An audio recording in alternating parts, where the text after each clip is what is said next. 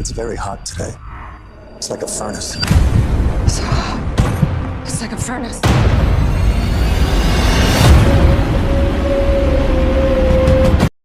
दोस्तों, आपने हिप्नोटाइज नाम तो सुना होगा और यह कितना स्ट्रॉन्ग हो सकता है आपको ये सारा चीज इस मूवी को देखकर मालूम चल जाएगा। इस मूवी में भर भर के सस्पेंस दिखाया गया है। मूवी का नाम है हिप्नोटिक, जो 2023 में रिलीज हुई है। इस मूवी का पूरा मजा लेने के लिए आपको एंड तक बने रहना होगा। तो चलिए स्टार्ट करते हैं। मूवी की शुरुआत में हम डिटेक्टिव रुडकी को देखते हैं। ये इस समय एक थेरेपिस्ट के पास बैठे हैं। वो इसे हिप्नोटाइज करके पूछती है कि तूने लास्ट टाइम अपनी बेटी को कहाँ देखा था। डैनी बताता है कि वो पार्क में खेल रही थी, मेरा थोड़ा सा ध्यान भटका और वो मेरी आंखों के सामने से गायब हो गई। मैंने उसे बहुत ढूंढा लेकिन वो नहीं मिली।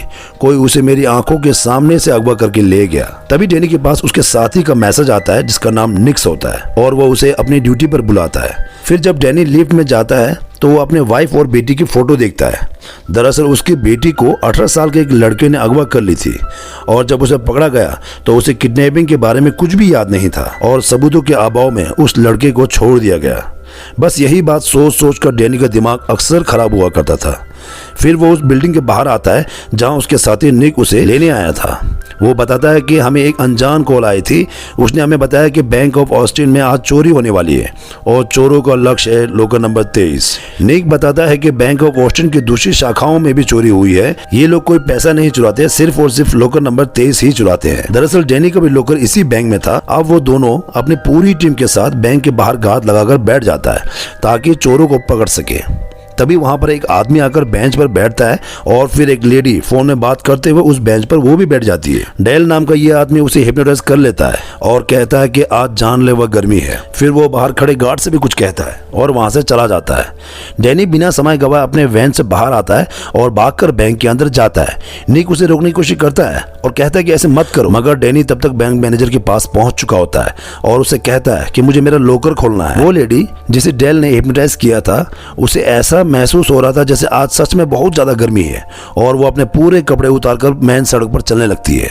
उसके चक्कर में बहुत सारे एक्सीडेंट भी हो जाते हैं। उधर डैनी लॉकर में पहुंच जाता है और मैनेजर कहता है कि मैं अपना चाबी भूल आया हूं, अभी लेकर आता हूं। लेकिन उसकी चाबी तो डैनी ने चुरा ली थी। उसके जाने के बाद डैनी लॉकर नंबर 23 खोलता है और उसके अंदर उसे अपनी बेटी की तस्वीर मिलती है। उस समय डेल बैंक के एक कर्मचारी को हिप्नोटाइज करके लॉकर निकालने के लिए भेज देता है। वो डैनी के रोकने पर भी नहीं रुकती। इतने में वहां पर हिप्नोटाइज किए हुए गार्ड्स भी आ जाते हैं और डैनी के ऊपर सीधा अंधाधुंध फायर करते हैं। फिर वो लेडी बॉक्स को लेकर एक ट्रक में बैठ जाती है। उस समय निक और उसके साथी एक्सीडेंट वाली जगह पर व्यस्त थी, लेकिन वो ट्रक भी पलट जाता है। फिर डेल उसके अंदर बॉक्स लेता है और बॉम्ब लगाकर उस ट्रक को उड़ा देता है और उसके बाद डैनी डेल का पीछा करता है। उसके बाकी सभी साथी भी वहां आ जाते हैं। वह सब भागकर छत के ऊपर चले जाते हैं। डेल डैनी के दो साथियों को हिप्नोटाइज कर देता है और वो डैनी पर ही उल्टा गन तान देता है। डैनी पूछता है कि मेरी बेटी कहाँ है। डेल कहता है ये फोटो मुझे दे दो। फिर डेल के आदेश पर वो दोनों डिटेक्टिव एक दूसरे को गोली मार देते हैं और वो खुद छत से नीचे कूद जाता है। जब डैनी नीचे देखता है तो वहाँ पर कोई नहीं होता है। फिर डैनी निक से पूछता है कि उसके लॉकर में मेरी बेटी की तस्वीर कहाँ से आई। निक कहता है कि तुम फेमस डिटेक्टिव हो, मुझे लगता है कि कोई तुम्हारे साथ खिलवाड़ कर रहा है, शायद अपने ही लोग उसके साथ मिले हो। फिर रात को निक डैनी के पास फोन करता है और उसे बताता है कि मुझे पता चल गया है कि वो बैंक रोबरी वाली न्यूज हमें किसने दी थी। उस लेडी का नाम डायना क्रूज है। फिर डैनी उसके शॉप पर जाता है। उस समय वो किसी पहलवान का ट्रीटमेंट कर रही थी। डैनी कहता है कि मुझे तुमसे कुछ बात करनी है। डायना उस बॉडी बिल्डर को हिप्नोटाइज कर लेती है और बाहर भेज देती है और डैनी को बताते है कि तुम्हारे जाने तक वो बाहर ही रुकेगी। डैनी पूछता है कि तुम्हें उस रॉबरी के बारे में कैसे पता चला। डायना पूछती है क्या तुमने उस रॉबरी में किसी को गिरफ्तार किया और डैनी इस बात को मना कर देती है। फिर डायना कहती है कि तुम्हें यहाँ से जाने की जरूरत है, अभी के अभी यहाँ से निकलो। बाहर डेल आकर उस बॉडी बिल्डर को ही हिप्नोटाइज कर देता है। फिर वो अपने बाइक को लेकर उसके दुकान के अंदर घुसा देता है और खुद की जान ले लेता है। फिर डैनी डायना को एक बंद पड़े पुलिस स्टेशन में लेकर जाता है जिसे आजकल वे पर्सनल यूज करते हैं। डैनी पूछता है कि यहाँ चल क्या रहा है, समझाओगी। डायना कहती है कि वो आदमी हिप्नोटाइज करता है और वहाँ बैंक में जो कुछ भी चल रहा था उसके साथ वे सब लोग मिले हुए नहीं थे, बल्कि उन सब को हिप्नोटाइज किया गया था। हिप्नोटाइज में हमारी खुद की सोच खत्म हो जाती है और हम हिप्नोटाइज करने वाले का ही कहना मानने लगते हैं। उस समय हमें कोई भी चीज नॉर्मल नहीं दिखती। मैं भी हिप्नोटाइज कर लेती हूँ। इतना कहते ही निक कहता है कि मुझ पर करके दिखाओ। फिर वो निक को बैठने के लिए कहता है और वैसे ही निक उसका कहना मान लेता है और वो कहते कि तुम एक कैदी हो। फिर वो कैदी की तरह रोने लगता है और फिर जैसे ही डायना कहती है कि निक तुम्हें ताजी हवा की जरूरत है और फिर निक बाहर ताजी हवा खाने के लिए चला जाता है। डायना कहती है कि मैंने तुम पर भी ये जादू आजमाया था, लेकिन इसने तुम पर काम नहीं किया। उस समय डेल निक को हिप्नोटाइज कर लेता है। डायना बताती है कि कुछ साल पहले हमारे यहाँ पर एक डिवीजन हुआ करता था जिसे अमेरिकी सरकार द्वारा रन किया जाता था। इसमें हम जैसे हिप्नोटाइज करने वाले लोग ही शामिल थे। आमतौर पर सरकार खुद के फायदे के लिए इसका इस्तेमाल करती थी।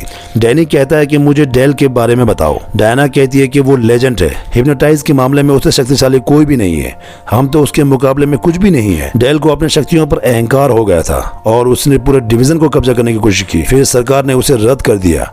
डेल अपने अलावा सभी हिप्नोटाइज करने वाले को खत्म करना चाहता था और मेरा यकीन करो कि उसे पकड़ना नामुमकिन है। इतने में वहाँ लाइट बंद हो जाती है, वहाँ निक्स आया था। डायना बताती है कि डेल ने इसको हिप्नोटाइज कर लिया है और मैं इतना शक्तिशाली नहीं हूँ कि उसके हिप्नोटाइज को काट सकूं। डैनी उसे रुकने के लिए कहता है और जब वो नहीं रुकता तो डैनी उसके पाँव में गोली मार देता है, लेकिन वो किसी भी तरीके से डायना को मारना चाहता था। डैनी उसे हथकड़ी लगाकर सलाखों के साथ बांध देता है, लेकिन निक्स फिर भी नहीं रुकता और अपना हाथ तोड़ने की कोशिश करता है। डायना को पता था कि ये रुकने वाला नहीं है, इसीलिए वो उसे शूट कर देती है।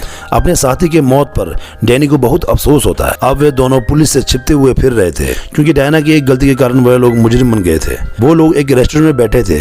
तब डैनी कहता है कि वो बैंक में मेरी बेटी की फोटो लेने आया था, मुझे नहीं पता वो इसका क्या करेगा। किसी ने तो इस फोटो को लॉकर में रखा ही होगा, मुझे कुछ भी समझ में नहीं आ रहा है। लेकिन इतने में ही वहां पर एक पुलिस वाला आ जाता है। वो दोनों को देखकर अपनी गन निकालने की कोशिश करता है, लेकिन डायना उसे हिप्नोटाइज कर लेती है और फिर वो अपने साथियों को फोन करके बताता है कि मैंने उन दोनों को दक्षिण की तरफ जाते हुए देखा है। जब डैनी और डायना वहां से जाने लगती है तो पुलिस वाले की वॉकी टॉकी पर डेल की आवाज आती है। वो कहता है कि मुझे पता है वो दोनों वहीं पर है। फिर जब वो बाहर जाकर देखते हैं तो डेल दो पुलिस वाले को लेकर आ रहा होता है। फिर वो दोनों वहां से भाग जाते हैं और फिर वे लोग उन लोगों के पीछे करने लगते हैं।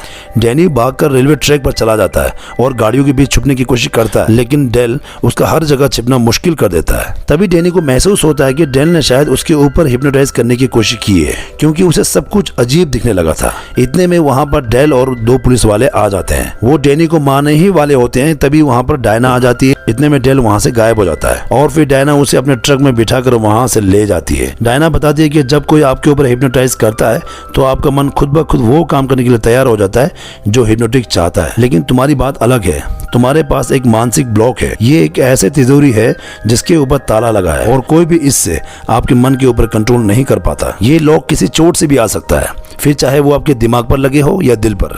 शायद आपकी बेटी ही आपका सपोर्ट है। मैं तो आपको हिप्नोटाइज नहीं कर पाई, लेकिन डेल जरूर कर सकता है। फिर वो जेरेमी नाम के एक आदमी के पास जाता है।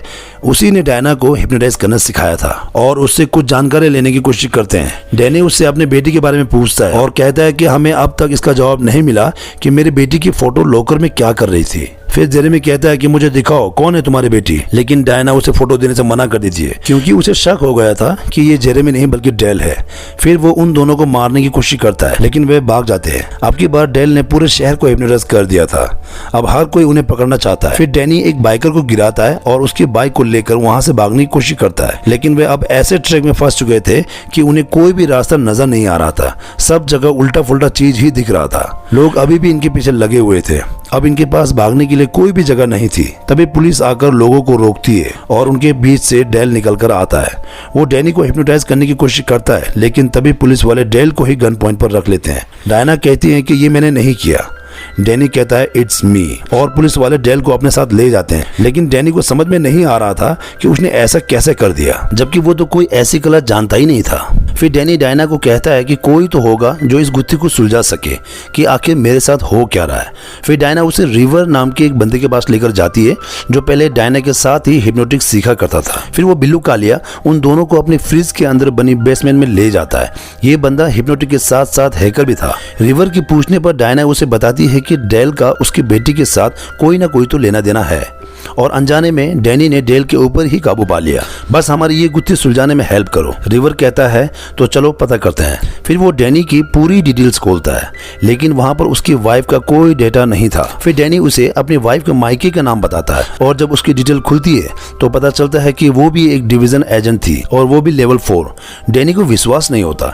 डैनी कहता है कि वो बचपन से मेरे साथ पड़ी है, मुझे कैसे पता नहीं चला। थोड़ी देर बाद डायना नहाने के लिए जाती है और उस समय डैनी अपने फैमिली फोटो देख रहा था। तभी एक अननोन कॉलर की कॉल आती है। फोन पर डेल था। वो डायना को मारने के लिए कहता है। डैनी कहता है बाहर में जाओ और फोन काट देता है। फिर वो डायना को आवाज लगाता है, लेकिन गौर करता है कि टेबल से कैंची गायब है। अब कैंची उसके हाथ में आ चुकी थी। डैनी अब खुद के दिमाग से कंट्रोल खो रहा था। उसे पता ही नहीं था कि वो अब क्या करने वाला है, लेकिन उसकी कोशिश तो ये थी कि वो डायना को कुछ भी नहीं बताएगा। डायना भी समझ जाता है कि कुछ तो गड़बड़ है। फिर वो उसके हाथ से कैंची ले लेती है। आधी रात को डेल की आंख खुलती है। अब वो खुद जाके बिल्लू कालिया के कंप्यूटर में चेक करता है और उसे पता चलता है कि उसकी वाइफ का असली नाम डायना क्रॉस है और ये वही है जो पिछले 2 दिन से उसके साथ घूम रही है। फिर वो कंप्यूटर में अपनी बेटी का नाम डालता है और उसे पता चलता है कि उसकी बेटी के पास एक्सट्रीम हाइपोनेटिक एबिलिटीज थी। तभी वहाँ पर डायना आ जाती है। डैनी कहता है कि मेरी बेटी कहाँ है, तुमने उसे कहाँ छुपा के रखा है। डायना कहती है मैंने नहीं, तुमने उसे छुपाया है। फिर डैनी को याद आता है कि डिवीजन वाले उसकी बेटी को एक्सट्रीम लेवल तक ट्रेन करना चाहते थे और वो नहीं चाहता था क्योंकि वो सिर्फ एक छोटी बच्ची थी, इसीलिए उसने अपनी बेटी को गायब कर दिया। डैनी समझ गया था कि उसके साथ अब तक जो भी हो रहा था वो सब एक धोखा था। हकीकत में तो वो डिवीजन के मेंबर से गिरा हुआ था। आज तक उसने जिसको भी देखा सब इन्हीं के मेंबर थे। उसका दोस्त निक्स, बैंक के कर्मचारी या उसके साथ काम करने वाले सभी इन्हीं के मेंबर थे। जब डैनी ने अपनी बेटी को छुपाया तो उसे पता था कि ये लोग हिप्नोटाइज करके उससे उसके बेटी का एड्रेस उगलवा लेंगे। इसीलिए उसने अपने मन को ऐसा लॉक लगाया कि कोई और तो क्या, उसे खुद भी पता नहीं था कि उसकी बेटी कहाँ है।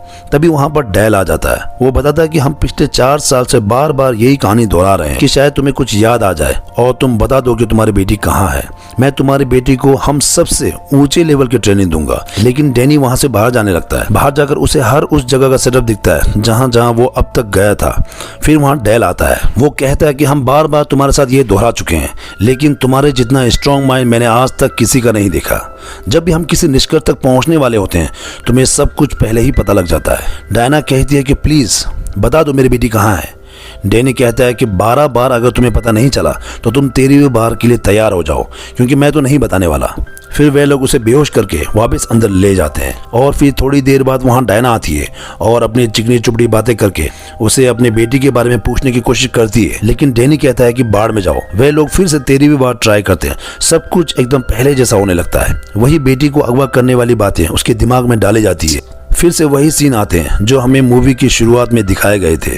सब कुछ एकदम वैसा का वैसा, लेकिन इस बार डैनी बिल्कुल होश में था। वो सब कुछ वैसा दोहराने का नाटक कर रहा था और जब उसे बैंक के बाहर डेल का पीछा करना होता है तो वो वहाँ से उसका पीछा ना करके वैन लेकर भाग जाता है। फिर सब लोग उसका पीछा करने लगते हैं। डेल कुछ आदमियों को लेकर हेलीकॉप्टर में बैठकर उसका पीछा करता है।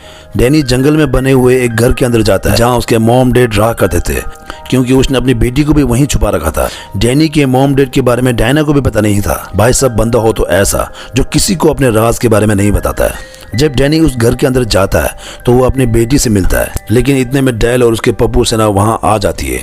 डैनी की मॉम और डैड उनसे कहती है कि ये प्राइवेट प्रॉपर्टी है, कहाँ घुसे आ रहे हो। डायना कहती है आप हमारे बीच में मत आइए, लेकिन डेल बातें करने के मूड में नहीं था और इशारा करके उन दोनों को मारने का ऑर्डर देता है। उनके मरते ही डैनी बाहर आता है और कहता है कि क्या तुम वही औरत हो जिसको मैंने प्यार किया था, क्या हमारी बेटी को भी यही सिखाओगे। तभी घर के अंदर से उनकी बेटी आती है। डायना उससे मिलकर बहुत खुश होती है। उनकी बेटी कहती है कि वापस सुधरने के लिए मुझे आप पर गर्व है, मैं आपको इन सब से आजाद कर रही हूँ। फिर वो इशारा करती है और सभी एक दूसरे को शूट करने लगता है। उनकी बेटी इस खेल में सबसे ज्यादा पावरफुल थी। डेल खड़ा खड़ा देखते ही रह जाता है। दरअसल ये मास्टरमाइंड डैनी का ही प्लान था। वो अपने 13वें ट्रायल के दौरान पूरी डिवीजन को यहाँ पर लाना चाहता था ताकि एक साथ सबको खत्म किया जा सके, और इसका ये प्लान कामयाब हो जाता है। फिर वहाँ पर डैनी की असली मॉम डैड आते हैं। जो पहले वाले थे वो सब आंखों का धोखा था। उनकी बेटी ने उस समय डायना को उसके ही मन के अंदर बांध कर बैठा दिया था ताकि वो किसी भी तरह के दखल अंदाजी ना कर सके। उनकी बेटी ने अकेले ही पूरी डिवीजन का सफाया कर दिया और ऐसा करने के लिए उसे घर के अंदर डैनी ने ही कहा था। डेल के मरते ही डायना भी उसके स्ट्रांगली हिप्नोटिक से बाहर आ चुकी थी। फिर डैनी, डायना और उनकी बेटी अपने मॉम डैड को लेकर हेलीकॉप्टर में बैठकर वहां से चला जाता है और उसके डैड वहीं रुक जाते हैं। और बाद में हमें पता चलता है कि जो डैनी का डैड था वो तो ऑलरेडी मर चुका था और जो उसके डैड के बेस में था वो दरअसल डेल था। और आखिर में सस्पेंस के बाद ये मूवी यहीं पर समाप्त हो जाता है। और जिस तरह से मूवी की एंडिंग हुई, मुझे पूरा विश्वास है कि इसका सेकंड पार्ट भी जरूर आएगा, और जब आएगा तो मैं आपको जरूर इन्फॉर्म करूंगा। इस तरह के मूवी एक्सप्लेनेशन वीडियो बनाने के लिए बहुत मेहनत होता है, इसलिए आपसे रिक्वेस्ट है कि आपने अगर चैनल को सब्सक्राइब नहीं किया तो प्लीज सब्सक्राइब कर दें। वीडियो को शेयर जरूर कीजिएगा और वीडियो पसंद लगे तो लाइक कीजिएगा। धन्यवाद।